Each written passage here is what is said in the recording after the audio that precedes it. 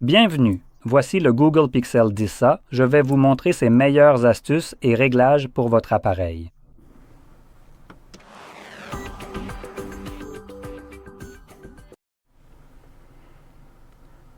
Alors, pour commencer, ouvrons nos paramètres.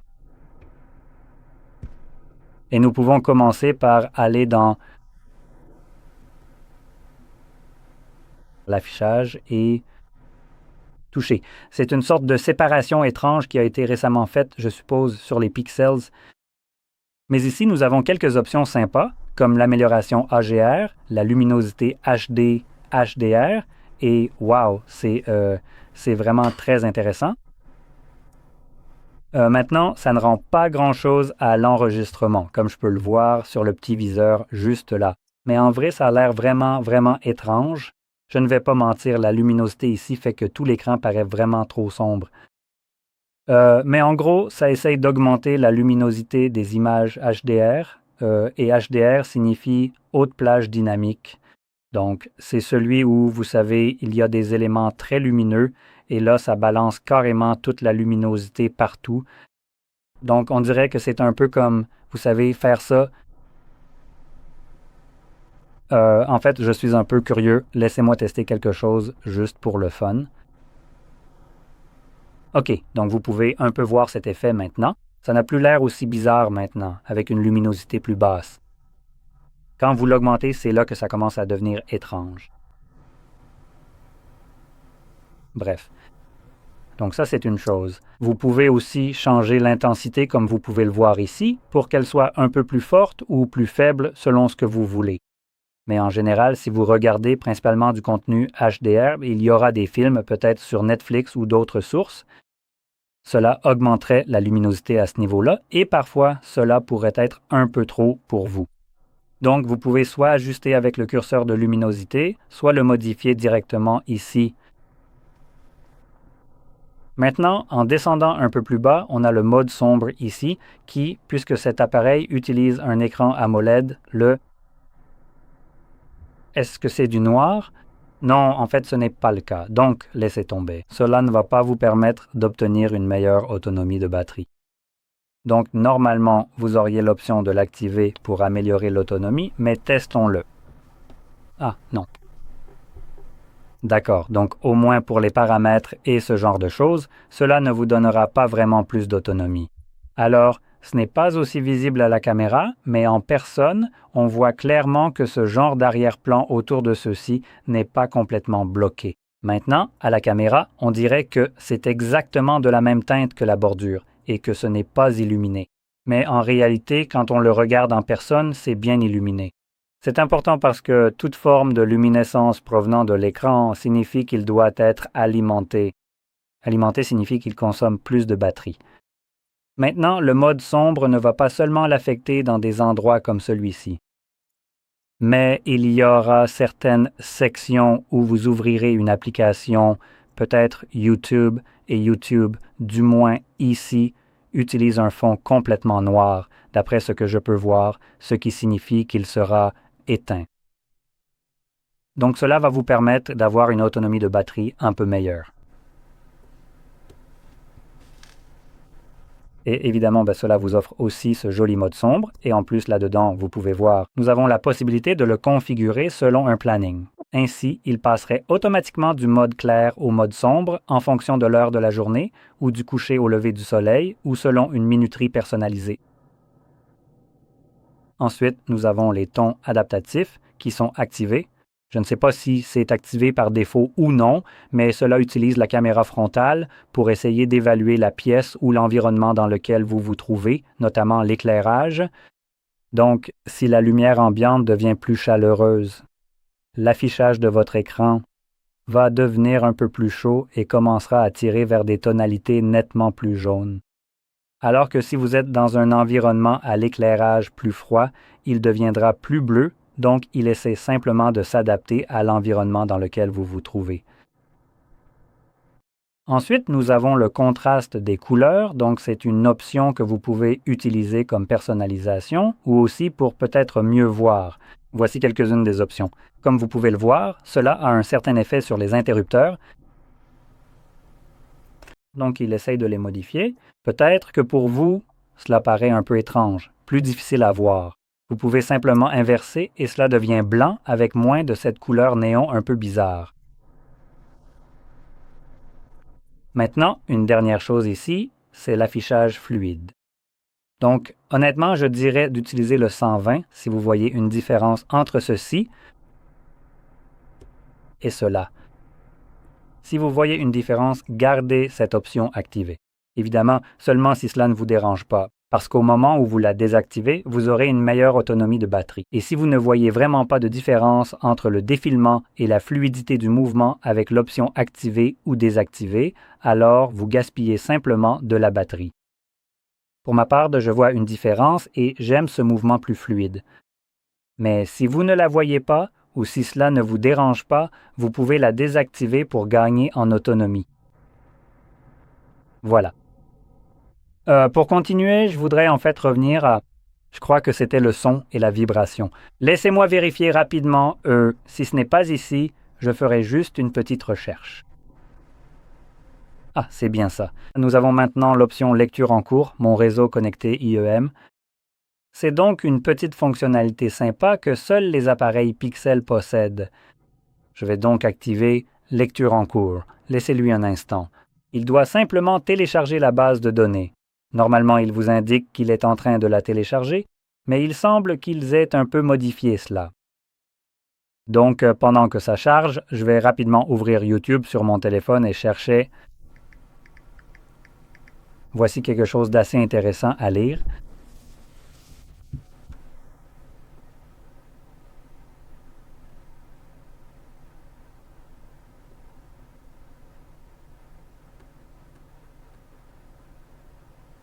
Laissez-moi sortir une carte parce que je ne suis pas sûr qu'il n'essaie pas d'utiliser mon réseau mobile qui n'existe pas.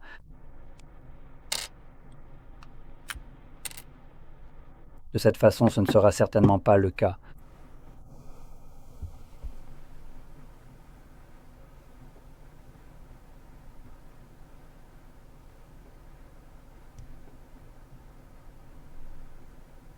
Allez, ça ne devrait pas te prendre autant de temps.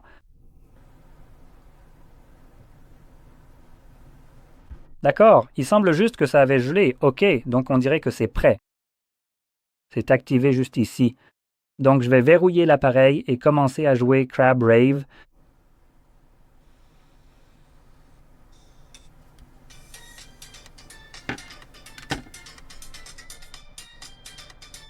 Et vous pouvez voir que ça s'affiche juste ici.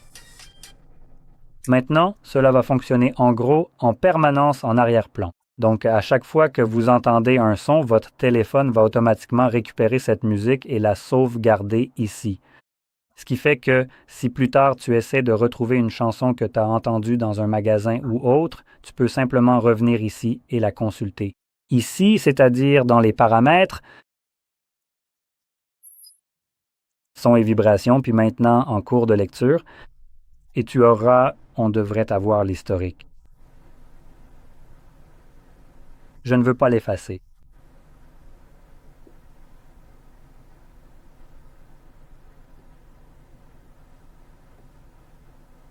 Bon, écoutez, celui-là ne joue pas du tout.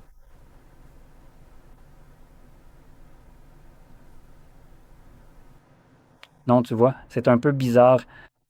Enfin, essaye. Peut-être que ce n'était pas assez long. C'est ce qu'elle a dit.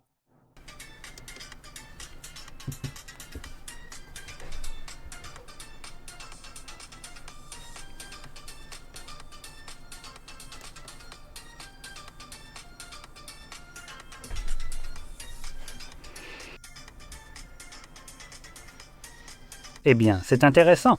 Tu veux essayer de le retrouver? Ah voilà, c'est écrit juste ici, comme vous pouvez le voir, juste à cet endroit précis sur l'écran. Maintenant, voyons, peut-être que je dois juste l'ajouter en favori. Voyons si ça change quelque chose.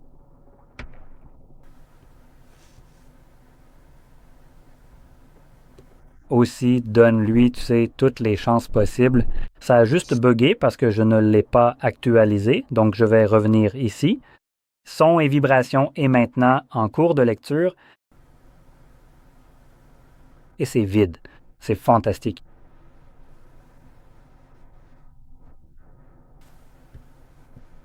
Donc, avant, disons-le comme ça, comment ça fonctionnait, c'est que en cours de lecture, tu avais un historique. Je pense que ça devrait toujours être là si le téléphone fonctionnait correctement, mais celui-ci, je suppose le A, donc il est inférieur.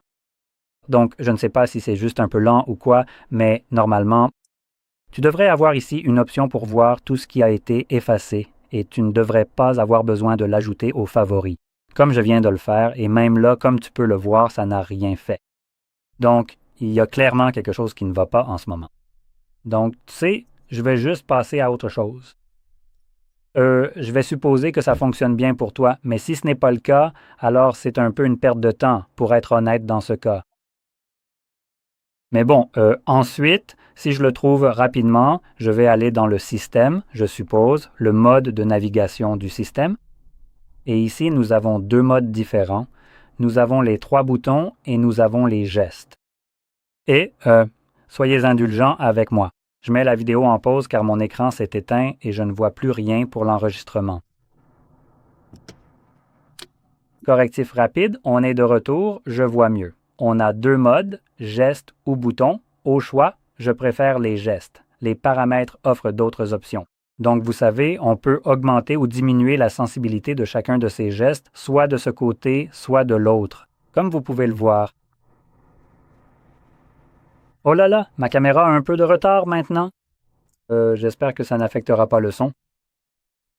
Donc, dans tous les cas, à part ça, on a aussi le balayage pour invoquer l'assistant qui semble étonnamment désactivé par défaut. Je ne pense pas que ce soit le cas par défaut, mais si c'est le cas, bon, vous savez quoi, soyons honnêtes, c'est très probablement pas le cas. Je doute fortement que Google désactive sa propre fonctionnalité sur son propre appareil. Donc c'est probablement activé, et personnellement, j'aime vraiment désactiver ce truc.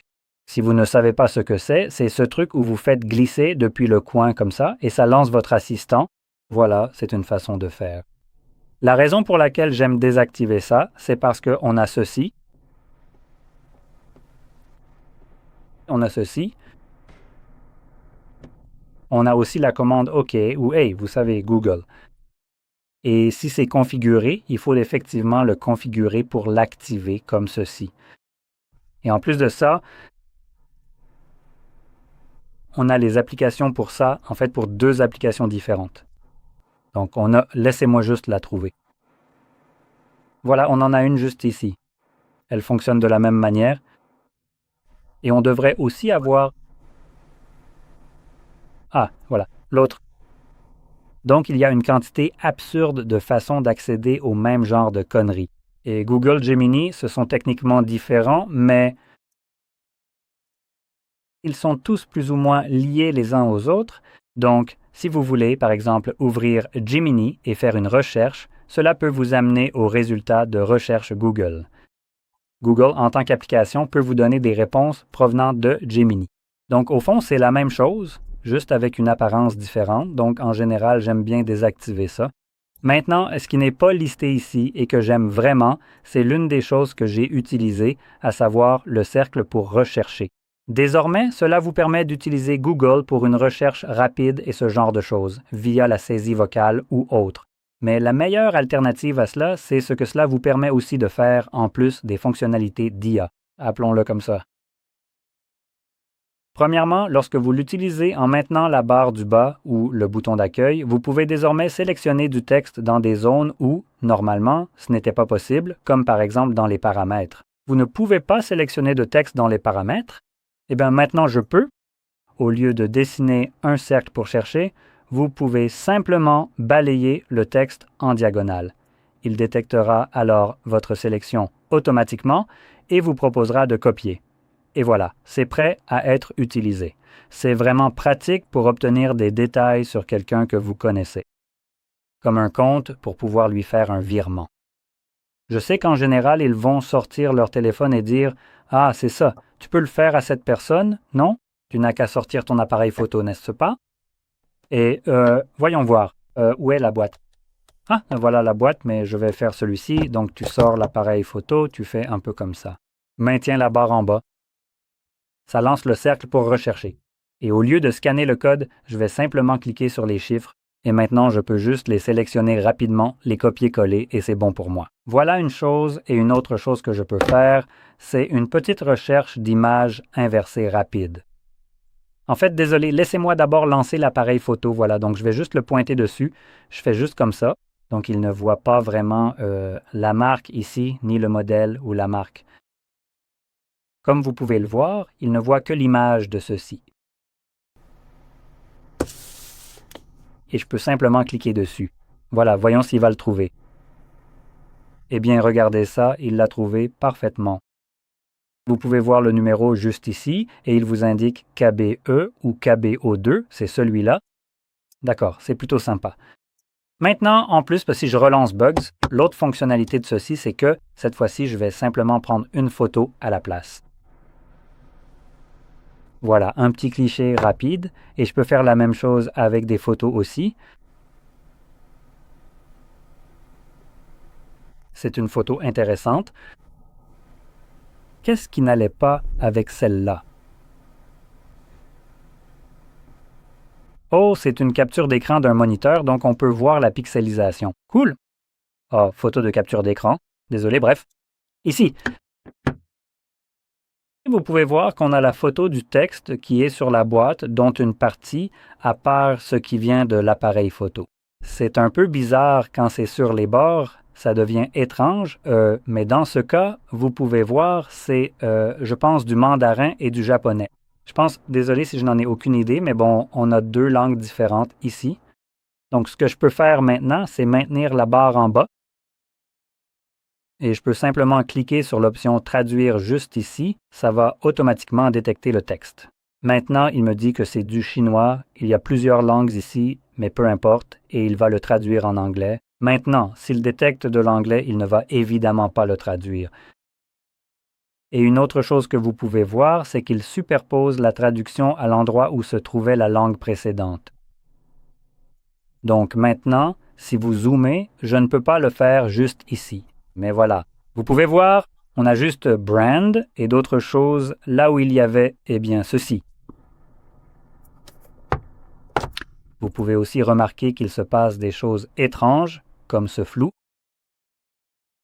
Donc cela vient du téléphone, comme la fonctionnalité d'IA ici, qui essaie de supprimer ce qui se trouvait derrière le texte actuellement visible, en le floutant un peu avec l'arrière-plan pour qu'il ne soit plus visible. Donc on dirait que c'était, appelons-le, le texte original.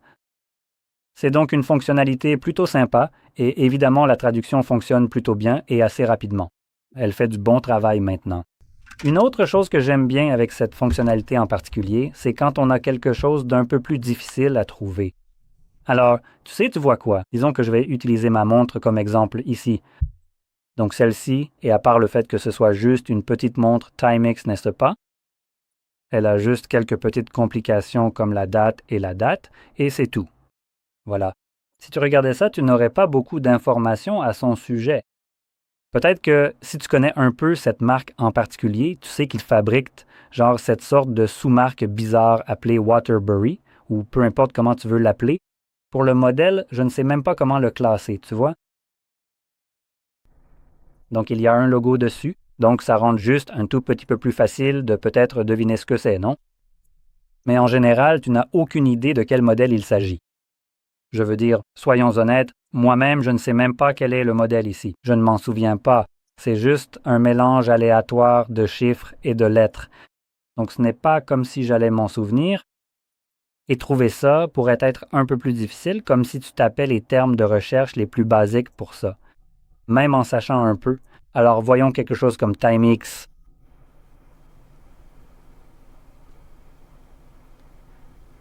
Comme ça, on obtient, eh bien, rien qui ressemble même de près à ce que j'ai, n'est-ce pas? Je pourrais aussi ajouter la date pour affiner un peu plus la recherche, mais cela me propose encore d'autres options qui ne sont pas du tout celles que j'ai actuellement. Donc, ce que tu peux faire à la place, c'est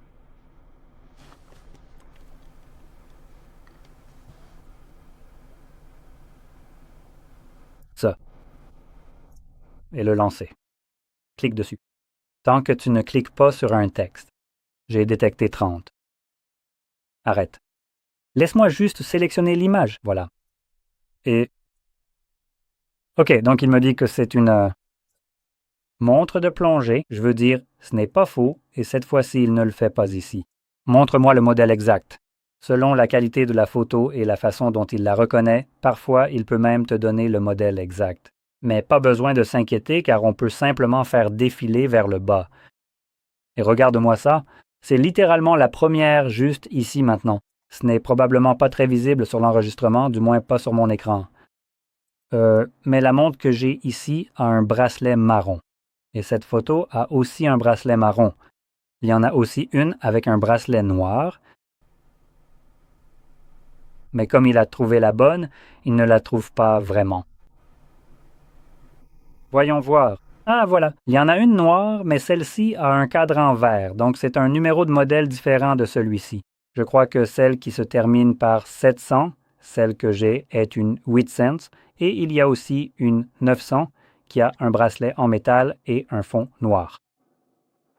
Ou pas. Il y en a aussi une autre avec du vert, du noir, donc il y en a plusieurs différentes. Elles varient juste, vous savez, par les numéros de modèle. Et c'est assez difficile à trouver, même quand on sait ce qu'on cherche. Mais avec le cercle pour rechercher, c'est en gros comme une recherche d'images inversées. Ça fait un travail phénoménal pour trouver exactement ce que je cherche. Et assez drôle, en ce moment, celui que j'ai est littéralement celui-ci. C'est ce que j'ai juste ici est exactement la même chose que ce qu'il y a là. C'est la photo de ce que j'ai juste ici. C'est à cette personne que je l'ai acheté sur ce site. Donc, ça fait vraiment du très bon boulot pour le trouver. Quelque chose qui, pour moi, aurait été un peu plus difficile à localiser. Et aussi, vous savez, ça prendrait beaucoup plus de temps que simplement, vous savez, clic, photo, recherche, et c'est bon. Et une dernière chose que je peux faire avec ça, c'est la détection de musique, qui est un peu moins impressionnante sur le Pixel. Comme on a l'info sur l'écran de verrouillage juste ici, si ça fonctionne correctement, c'est super. Si ça ne fonctionne pas correctement, vous pouvez toujours utiliser le cercle pour rechercher et trouver. Bref, ça résume en gros cette vidéo, donc si vous l'avez trouvée utile, j'espère pouvoir m'exprimer correctement. Alors n'oubliez pas de liker, de vous abonner et merci d'avoir regardé.